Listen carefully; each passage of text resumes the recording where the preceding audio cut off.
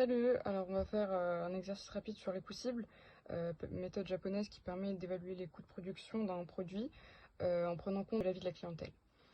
Alors voilà, on va démarrer tout de suite. Il y a l'énoncé, les données de l'énoncé. Alors on va dans un premier temps calculer le prix de vente unitaire moyen.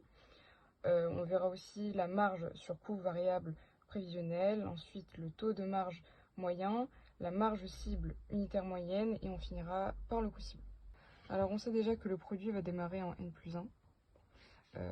Et donc on va noter tout de suite N+1, N+2, N+3 et N+4 qui représentent en fait le cycle du produit.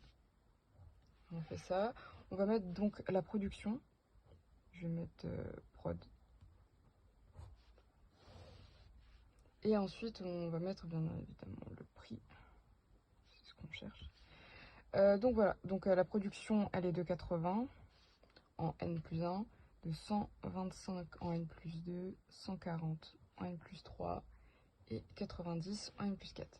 Le prix, il va être de 230 la première année, 225 la deuxième, 210 la troisième et 210 également pour la quatrième. Hop, c'est plus clair sous ce format. On a les quantités, le prix unitaire et les montants. Bien évidemment, je multiplie les quantités par le prix unitaire, ce qui me donne les montants. J'ai fait le total des montants, total des quantités. Et donc pour avoir le prix unitaire de vente, il va falloir diviser le montant total par les quantités totales, ce qu'on va faire tout de suite. Alors 94 825 divisé par 435, ce qui me donne 217,99. On va rester précis, donc on va garder 217,99. Voilà, je le surligne pour quelle horreur. Bon, tant pis. Pour le taux de marge moyen, je reprends la même structure de tableau. J'ai repris les montants ici pour les mettre en quantité.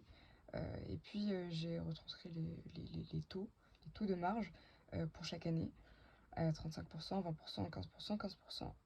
Ensuite, une fois qu'on multiplie les deux, on a nos montants, on prend le total, et maintenant on va diviser nos montants par nos quantités. C'est parti.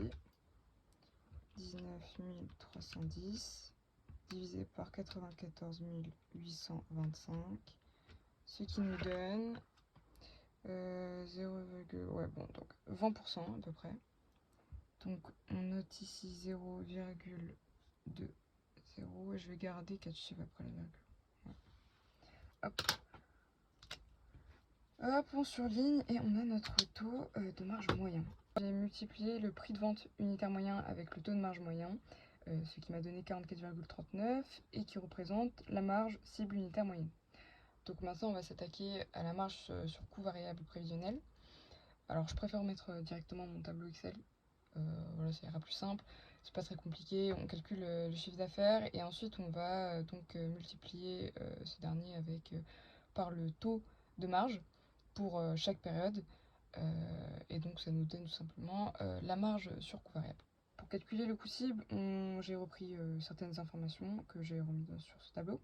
Donc là on va commencer par le prix pour atteindre le coût cible. Donc le prix de vente qui est de 217,99. On remarque que le détaillant veut une marge de 20%, ce qu'on va calculer tout de suite. 43, ici 43,6.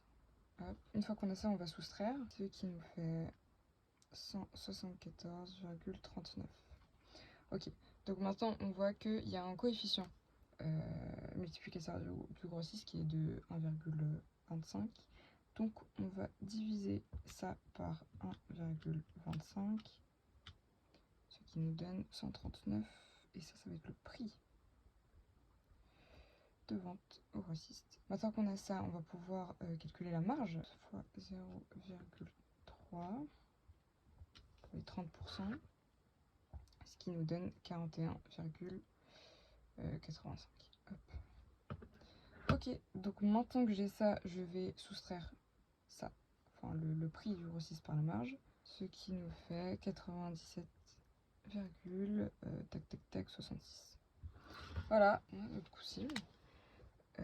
Et bah, c'est terminé. Ce qui serait aussi pertinent, ce serait de comparer en fait les coûts cibles avec les coûts estimés. Donc analyser en fait ces écarts vont nous permettre de se poser des questions qui deviendront même peut-être des décisions. Alors par exemple, si le coût estimé est plus élevé que le coût cible, alors là on se posera des questions. Est-ce que les coûts, comment on peut optimiser les coûts pour être plus rentable? Et si à l'inverse, les coûts estimés sont plus faibles que les coûts cibles, alors là on va se dire, ok, est-ce que mon produit répond efficacement aux attentes? Est-ce que c'est pas des sous-produits? Est-ce que c'est pas des sous-qualités, etc. Et donc voilà, ça va nous permettre en fait de prendre peut-être des décisions plus tard. Donc voilà, merci, la vidéo elle est terminée. Merci d'être resté jusque là et à la prochaine. Si vous avez des questions, vous me contactez. Et voilà.